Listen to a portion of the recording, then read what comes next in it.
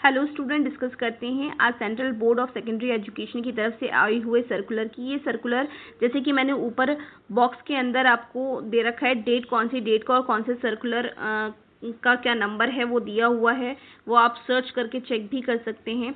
और इस सर्कुलर में था क्या सब्जेक्ट, देखिए सब्जेक्ट पे अंडरलाइन हुई है आपके introduction of skill courses from the class 6 to 11 from the new session 2020 to 21। तो ये जो सब्जेक्ट कोर्स गवर्नमेंट लेकर आई है, सब्जेक्ट स्किल कोर्सेज, वो क्लास 6 से 11 तक के लिए हैं। तो वो न्यू स्किल कोर्सेज कौन कौन से हैं और गवर्नमेंट क्यों लेकर आई है, ये देखना है आपको।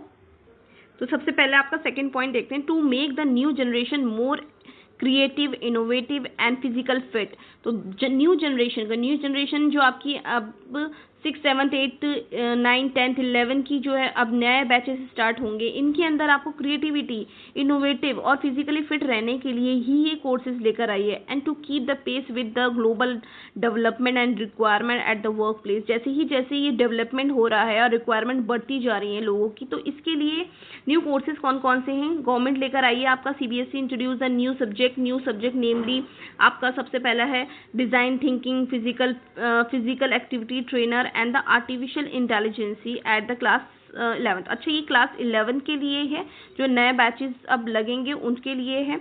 इसके अलावा भी बात करते हैं डिजाइन थिंकिंग में क्या होगा।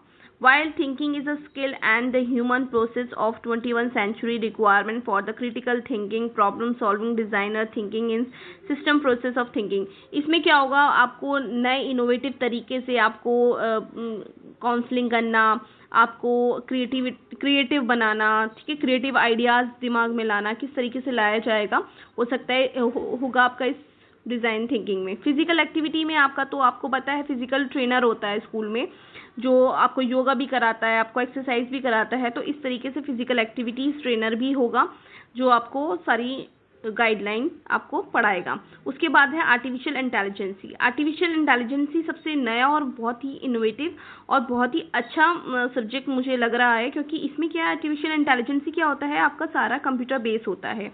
कंप्यूटर ही आजकल वास्ट होता जा रहा है। तो जो आप जो सोचते हैं, जैसे सपोज करिए आप यूट्यूब चलाते हैं, तो यूट्यूब में आप कुछ चीज़ सर्च करते हैं अपने इंटरेस्ट के अकॉर्डिंग, तो यूट्यूब क्या करते हैं, आपको ऑटोमेटिकली क्या करता है, आपको इंटरेस्ट के अकॉर्डिंग उसी बेस पर आपको वीडियो शोज करने लगता है।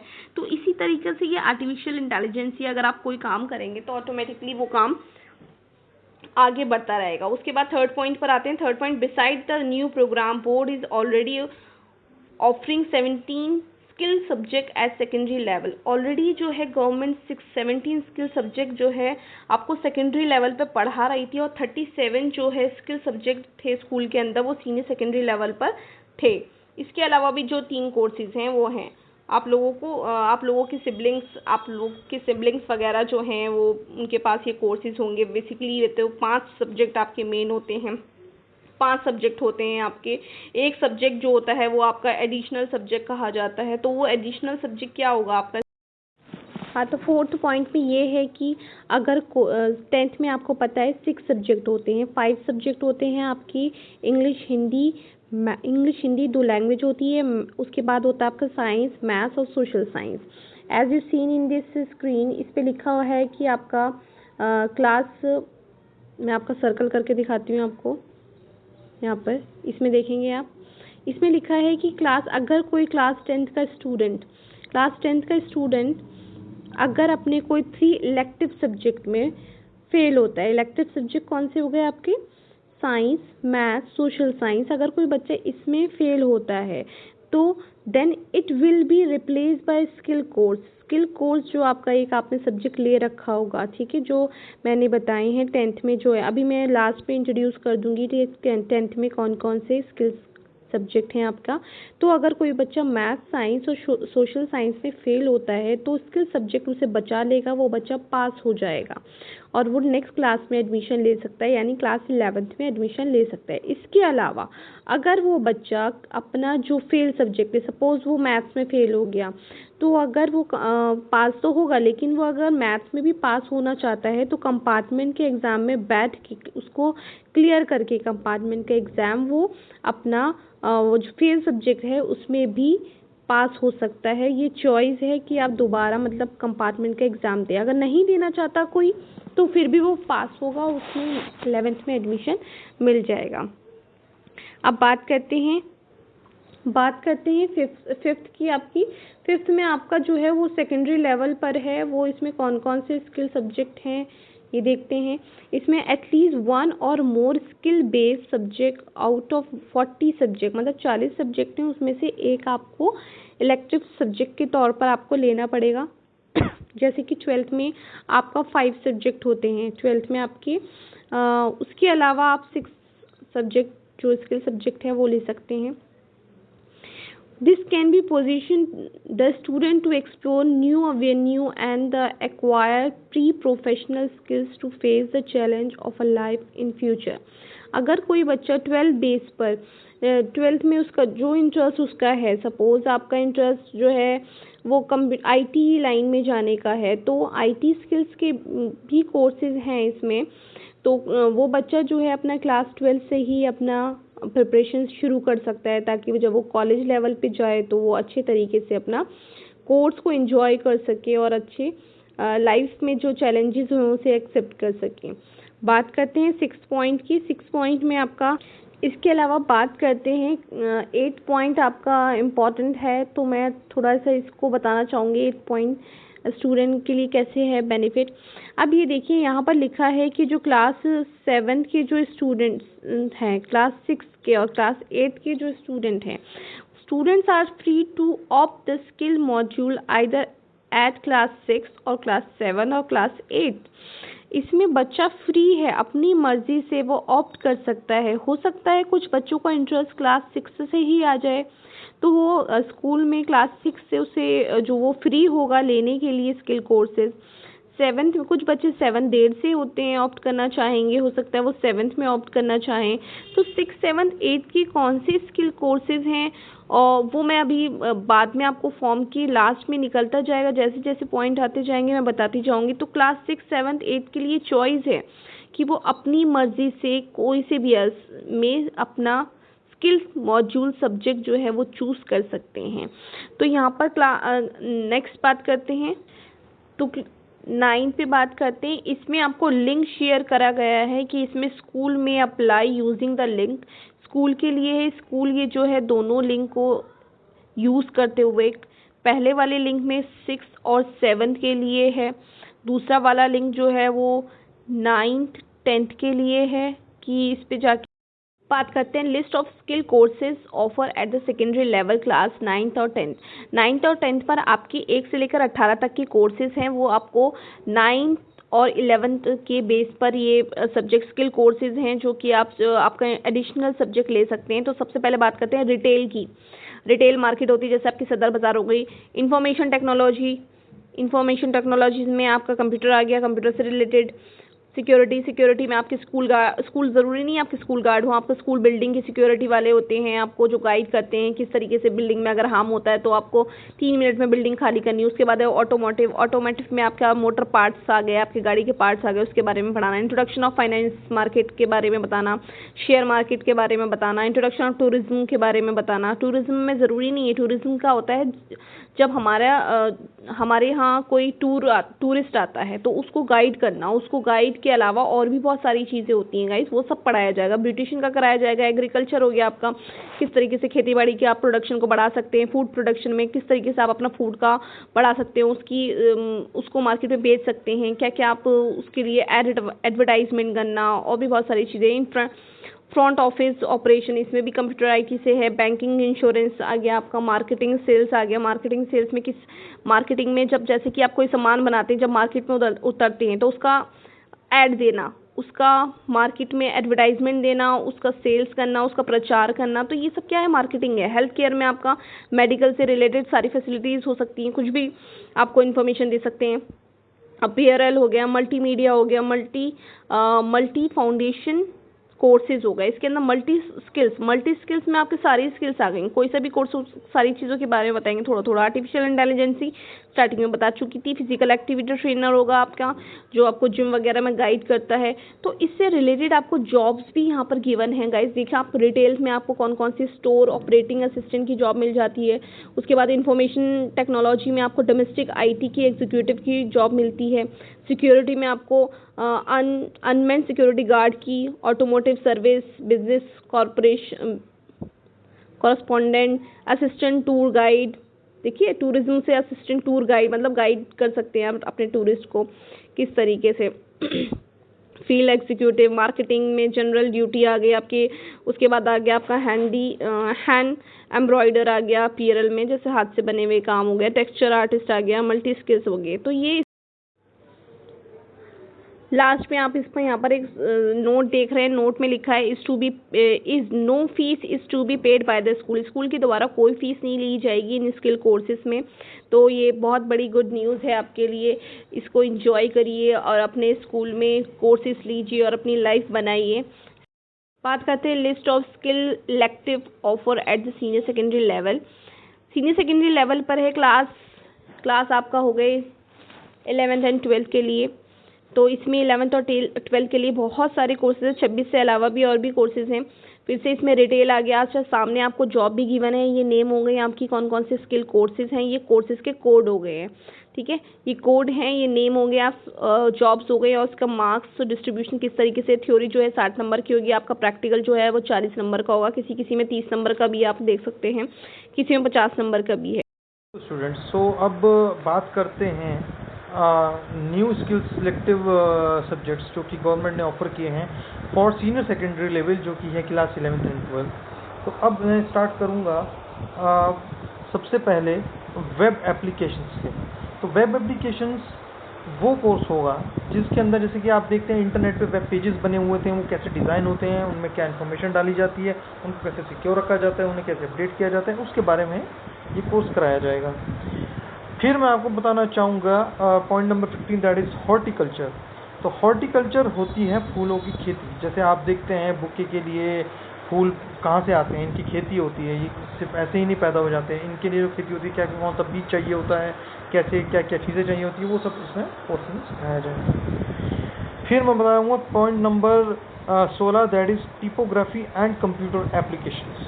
सो टिपोग्राफी क्या होती है? टिपोग्राफी एक ऐसी कला है जिसके अंदर वर्ड्स के द्वारा या मैं कहूँ कोई ऑब्जेक्ट्स के द्वारा, उनकी इमेजेस के द्वारा कोई ऐसे पैटर्न बना दिए जाते हैं जो कि मीनिंगफुल हो, जो कि मॉडर्न आर्ट भी कहलाती है। और कौन सी कंप्यूटर एप्लीकेशंस हैं जो कि उसमें मदद करती हैं, वही सब इस कोर्स के अंदर उनकी नॉलेज दी जाएगी।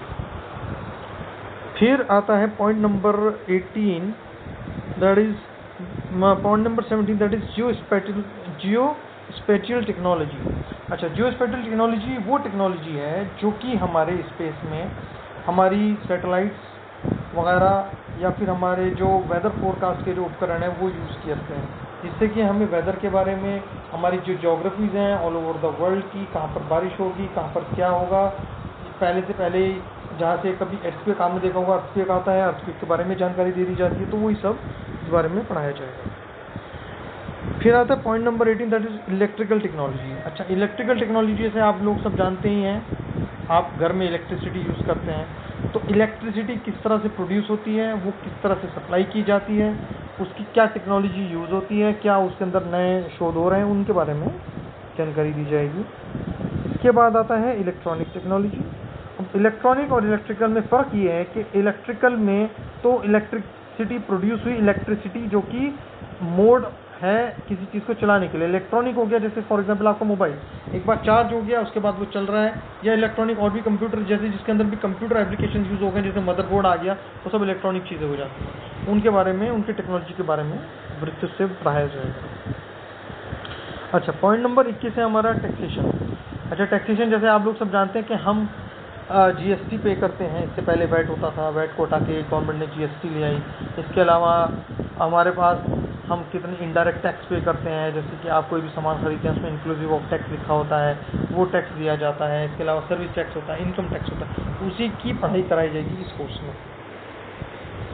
फिर आती है हमारा point number 23, that is office procedures and practices. अच्छा, ऑफिस प्रोसीजर प्रैक्टिसेस में एक प्रॉपर प्रोसीजर की नॉलेज दी जाएगी बच्चों को कि कोई भी ऑफिस है वो किस तरह से ऑपरेट करता है, चाहे वो एक इंश्योरेंस कंपनी का ऑफिस हो, चाहे वो बैंकिंग हो, चाहे वो एक नॉर्मल कोई पोस्ट ऑफिस हो, किस तरह से वर्क करता है वो सब पढ़ाया जाएगा। अच्छा, पॉइंट नंबर 22 है कॉस्ट अकाउंटिंग।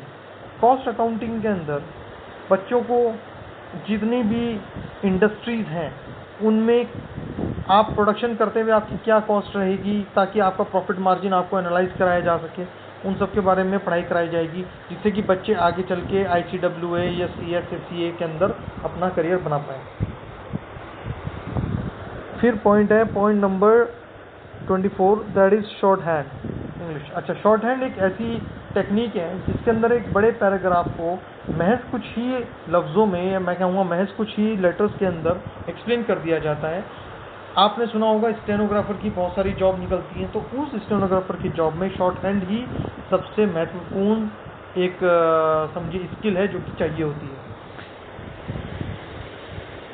पॉइंट नंबर 26 है एयर कंडीशनिंग एंड रेफ्रिजरेशन। अच्छा, जैसे आप अपने घर में रेफ्रिजरेटर या AC वगैरह ये सब यूज़ करते हैं, तो उसके अंदर क्या टेक्नोलॉजी यूज़ हो रही है बड़े स्केल पर, जैसे कि कोल्ड स्टोरेज होते हैं या फिर बड़ी बड़ी बिल्डिंग्स के अंदर सेंट्रलाइज्ड AC होते हैं, उनमें किस तरह की टेक्नोलॉजी यूज़ होती है। तो ठीक है, अब मैं स्टूडेंट्स आपको बताता हूँ कि जैसे कि मैंने आपको इन सब कोर्सेज़ के बारे में विस्तृत जानकारी दी, अब इनके बारे में जो गवर्नमेंट ने जॉब रोल्स बताए हैं कि हाँ आप ये कोर्स करने के बाद किन जॉब्स में जा सकते हैं, उसके बारे में थोड़ा सा आपको एक्सप्लेन कर देता हूँ। जैसे शुरुआत करते हैं ऑटोमोटिव से, जैसे 4 नंबर पे है ऑटोमोटिव।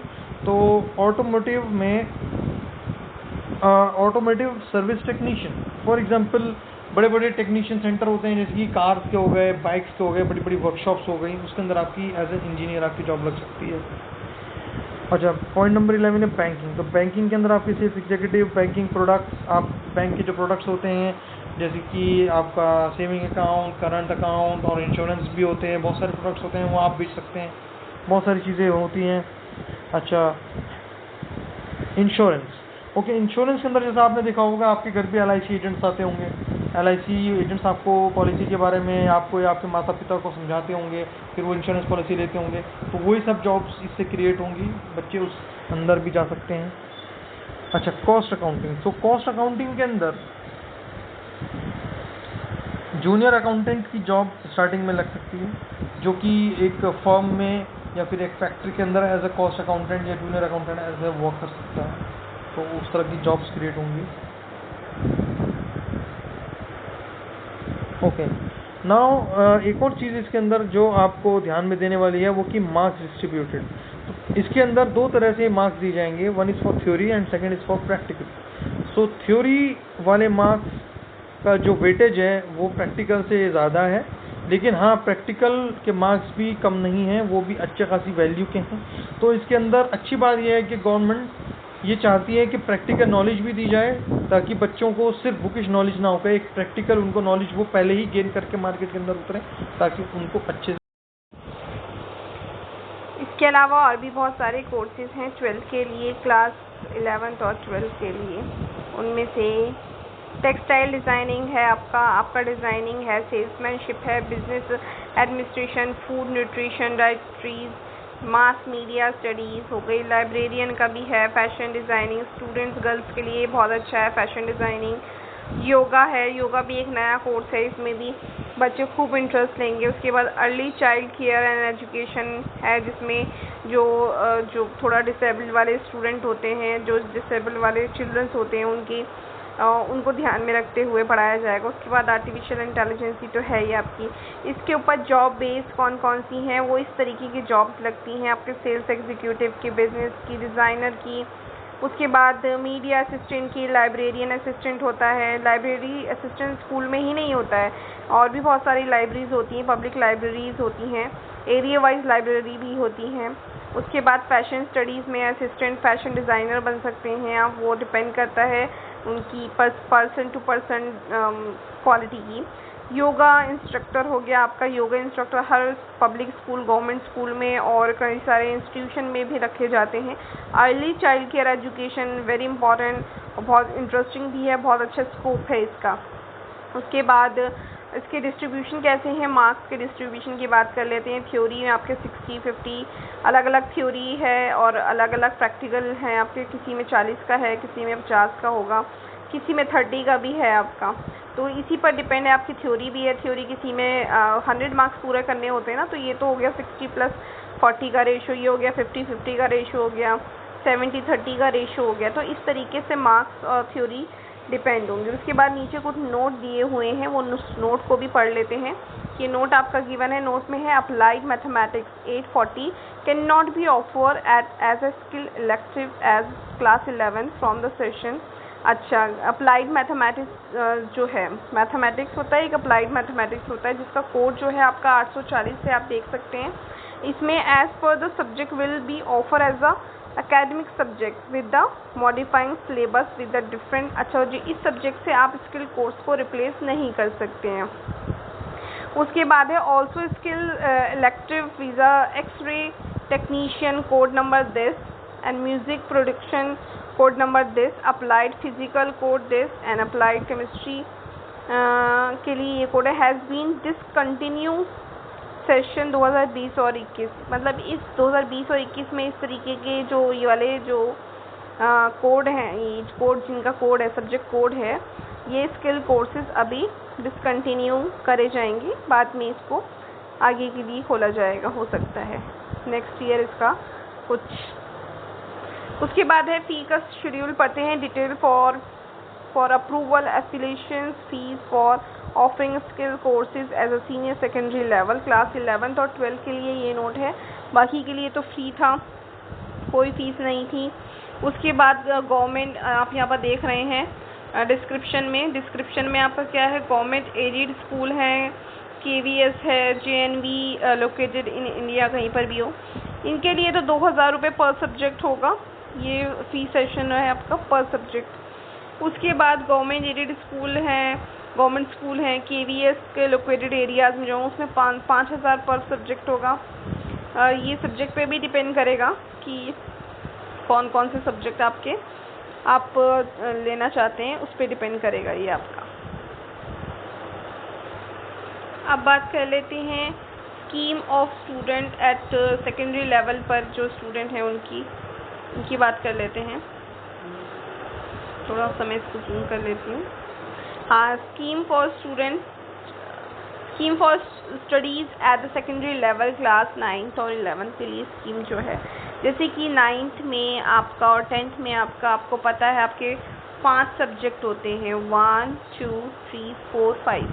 तो फर्स्ट 2 तो आपकी लैंग्वेज होती हैं जो कि 100 मार्क्स के एग्ज़ाम होते हैं। उसके बाद math, science and social science, ये आपका 3 कंपल्सरी सब्जेक्ट हैं आपके, ठीक है। ये भी 100 मार्क्स के होते हैं। वो बात अलग है कि 80 मार्क्स का आता है एग्ज़ाम और आपको 20 मार्क्स का आपका प्रैक्टिकल होता है। तो टोटल मिला के हम यहाँ 100 मार्क्स की बात कर रहे हैं। छठा जो होगा वो आपका एडिशनल सब्जेक्ट, जिसे हम स्किल सब्जेक्ट कहते हैं, जो इंट्रोड्यूस कराया है अभी, वो भी आपका 100 मार्क्स का होगा। इसमें भी आपका डिपेंड करता है, या तो 70+30 का रेशो होगा, या आपका 60+40 का रेशो होगा, या आपका 50-50 का रेशो होगा। क्लियर। अब इसमें नोट दिया है, इफ़ एनी स्टूडेंट, यहाँ पर फर्स्ट नोट में है, if any student fail in any one of these elective subject math, science and social science, then it will be replaced by the skill subject 6 additional subject and result of class 10th board examination will be computed accordingly। वही जो मैंने आपको बताया था कि अगर कोई बच्चा मैथ, साइंस और इंग्लिश में फेल होता है तो ये छठा सब्जेक्ट जो है, वो एडिशनल सब्जेक्ट जो है, वो उसको बचा लेगा और वो पास हो सकता है। उसके बाद है course scholastic activities, students opting skill subject shall be exam. Third इसमें सबसे इम्पॉर्टेंट क्या है आपका, ये वाली लाइन में है आपका, जो स्टूडेंट थर्ड लैंग्वेज, मतलब 6 सब्जेक्ट होने के बाद अगर कोई अपना थर्ड लैंग्वेज लेना चाहते हैं, जैसे कोई पंजाबी लेना चाहता है या कोई बच्चा संस्कृत लेना चाहता है, ठीक है, तो इसके अलावा वो बंगाली लेना चाहता है, तो ये थर्ड लैंग्वेज भी वो ऑप्ट कर सकता है, लेकिन स्किल सब्जेक्ट उसको रखना पड़ेगा। तो टोटल मिला के यहाँ पर 7 आपके सब्जेक्ट हो जाते हैं। उसके बाद है child with special needs. Special education वाले जो स्टूडेंट होते हैं, स्पेशल नीड्स वाले जो स्टूडेंट होते हैं, सेम उनका भी यही है, वो एक लैंग्वेज ऑप्ट कर सकते हैं और एक अपना स्किल सब्जेक्ट भी ले सकते हैं अपनी मर्जी से।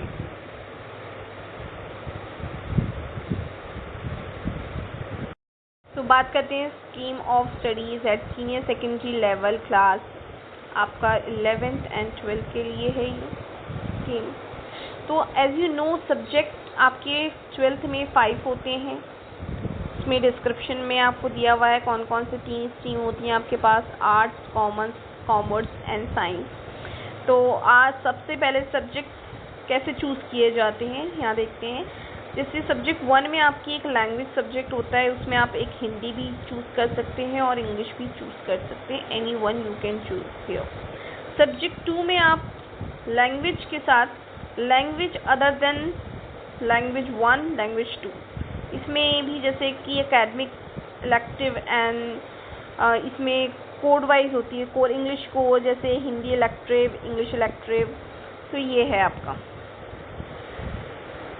Third subject and fourth and fifth subject. इसमें क्या है आपका 2 एकेडमिक इलेक्टिव और 1 स्किल इलेक्टिव, या 1 एकेडमिक इलेक्टिव और 2 स्किल इलेक्टिव, 3 स्किल्स इलेक्टिव, इस तरीके से आप ले सकते हैं। फोर्थ में आपका एडिशनल आता है, यहाँ पर 1 और 2 पेपर हो गए ये आपके फर्स्ट एंड सेकंड, यहाँ पर 3 पेपर हो गए, टोटल हो गए ये 5। छठा सब्जेक्ट आपका कौन सा होता है, आप यहाँ से 1 सब्जेक्ट ऑफ एकेडमिक इलेक्टिव से चूज़ कर सकते हैं। उसके बाद 6th, 7th और 8th subject of internal assessment में आप जनरल फाउंडेशन कोर्स और फिजिकल एंड हेल्थ एजुकेशन ले सकते हैं। इसके बाद नोट में भी आपका गिवन है कि आप आउट ऑफ द लैंग्वेज, जैसे 2 लैंग्वेज है आपके पास, इंग्लिश और हिंदी, आप या तो दोनों चूज़ कर सकते हैं या कोई एक लैंग्वेज लेनी ज़रूरी होती है। The same language can be offer only at least 1। अगर आप सेम एक ही लेवल पर एक ही लैंग्वेज चूज़ कर सकते हैं, जैसे कि यहाँ पर 2 कोड दिए हुए, इंग्लिश कोर या हिंदी इंग्लिश इलेक्टिव दोनों होती हैं। तो इसमें 10th में भी यही प्रोसीजर होता है लैंग्वेज का और 12th में भी सेम प्रोसीजर होता है। तो यहाँ देखते हैं the list of school elective available attachment subject under this course. अच्छा, कुछ कोर्स के साथ जो है आप कुछ कोर्सेज को नहीं ले सकते, जैसे कि इंफॉर्मेशन प्रैक्टिस है, आपको जो ब्रैकेट में जो गिवन है ना, ये कोड गिवन है, सब्जेक्ट कोड है। इंफॉर्मेशन प्रैक्टिस के साथ कैन नॉट बी टेकन, किस के साथ नहीं लिया जा सकता, इंफॉर्मेशन टेक्नोलॉजी के साथ नहीं लिया जा सकता, या टिपोग्राफी कंप्यूटर एप्लीकेशन के साथ नहीं ले सकते, या वेब एप्लीकेशन के साथ इस कोर्स को नहीं ले सकते। क्यों नहीं ले सकते, क्योंकि ये इसमें और उसमें ऑलमोस्ट सेम ही बात होगी, तो एक पेपर को एक ही बार ले सकते हैं। ऐसे ही सेम आपका बिजनेस स्टडीज़ है। अब बात करते हैं लास्ट में इसका application form to offer skill subject in class 11 for the new session 20 और 21।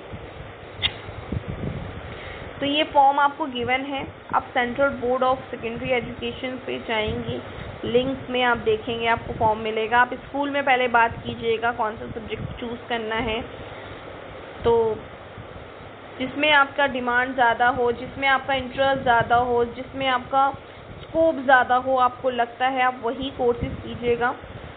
डिटेल आपको यहाँ पर देनी होगी, सब्जेक्ट कोड देना होगा, अपना सब्जेक्ट स्किल सब्जेक्ट हो गया, ये सारी डिटेल आपको फिल करनी होगी। एक बार मैं फिर से बताऊंगी कि आप जब सब्जेक्ट चूज़ करते हैं तो अपने इंटरेस्ट के अकॉर्डिंग चूज़ करिए, या आप ऐसा कोर्स चूज़ करिए जिसमें आपको गाइड करने वाला कोई मिल सके, घर में कोई गाइड कर सके, गाइडेंस देने वाला हो कोई। और इसमें बहुत सारे कोर्सेज ऐसे भी थे, रिटेलर्स कोर्स थे और भी सेल्स मार्केटिंग का था। जैसे किसी के सिबलिंग्स या पेरेंट्स जो हैं जिस लाइन में होते हैं, वो कोशिश ये करते हैं कि अपने जो स्टूडेंट हैं, अपने जो बच्चे हैं, उनको भी वो उसी फील्ड में भेजना चाहते हैं। तो यहाँ पर इतने सारे कोर्सेज हैं, किसी न किसी में किसी के फादर पे, किसी के मदर भाई बहन किसी ना किसी कोर्स में ज़रूर होते हैं, तो आप उनसे सलाह लीजिए कि आपको कौन सा कोर्स ज्वाइन करना चाहिए। यहाँ पर इतने सारे जॉब्स भी गिवन हैं, आप किस में इंटरेस्ट रखते हैं, इस जॉब्स के अकॉर्डिंग आप देखिए आप किस फील्ड में आपका ज़्यादा इंटरेस्ट है, उसी के अकॉर्डिंग अपनी फील्ड को चुनिए और अपना लाइफ में आगे बढ़िए। ये लाइफ का बहुत अच्छा अचीवमेंट है कि गवर्नमेंट ने इतने सारे कोर्सेज जो हैं मिडिल लेवल पे, सेकेंडरी लेवल पे और सीनियर सेकेंडरी लेवल पर आपको प्लेटफॉर्म आपके लिए खड़ा किया है। अदरवाइज़ पहले क्या होता था, पहले आपको इन सब कोर्सेज करने के लिए आपको 12th मस्ट थी। 12th के बाद भी आपको ग्रेजुएशन करनी पड़ती थी। ग्रेजुएशन के बाद आप अप्लाई करते थे, उसमें भी नाम आपका या टेस्ट क्लियर होता है नहीं होता है। कुछ स्टूडेंट को रेगुलर कॉलेज में एडमिशन नहीं मिल पाता है, तो वो इसकी वजह से पीछे रह जाते हैं। तो मेरा कहना ये है कि जब मिडिल क्लास से ही आपको ये सारे सब्जेक्ट पढ़ाए जाएंगे, तो आप कितने एक्सपर्ट हो सकते हैं अपने उस लेवल तक आते आते, 12th तक आते आते। 12th के बाद जब आप ग्रेजुएशन में जाएंगे, सोचिए कितने साल आप अपनी ऐसे लाइफ आगे तक स्पेंड करेंगे और अपना एक्सपीरियंस जो होगा आपका वो बहुत ही अच्छा जाएगा। मेरे ख्याल से ये बेस्ट अपॉर्चुनिटी है, ग्रास्प इट जल्दी से और अपने कॉलेज, अपने स्कूल लेवल पर अपने प्रिंसिपल से, अपने क्लास टीचर से इस बारे में ज़रूर डिस्कस करिए।